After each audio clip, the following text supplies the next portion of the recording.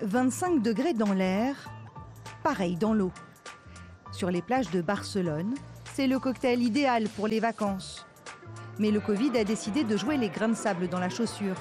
En 2 semaines, le taux d'incidence a été multiplié par 8. Une hausse exponentielle qui a poussé les autorités à réimposer des restrictions. Surtout chez les jeunes, particulièrement touchés. Le variant Delta empêche la Catalogne de danser. Discothèques et salles de concert ont dû fermer. C'est énervant, je veux sortir, faire la fête en boîte de nuit. Parce que de toute façon, le Covid-19 va falloir faire avec.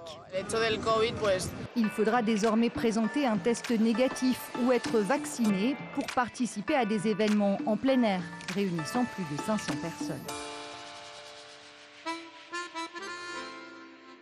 De l'autre côté de la péninsule ibérique, la situation est tout aussi inquiétante.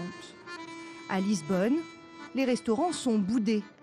Car pour s'asseoir à table ou séjourner à l'hôtel, il faut détenir un pass sanitaire.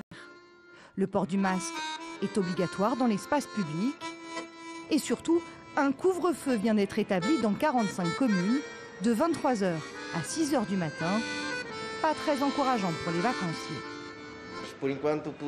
Pour l'instant, il n'y a que 2 millions de certificats portugais. Et nous n'avons pas eu beaucoup de demandes de la part des touristes parce qu'il y a eu des restrictions sur les voyages. C'est une zone historique ici. On dépend vraiment du tourisme.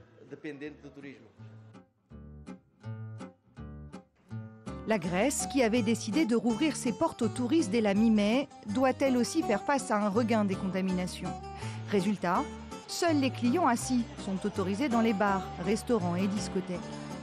Dès la semaine prochaine, la vaccination sera obligatoire pour certaines catégories professionnelles, comme les soignants par exemple.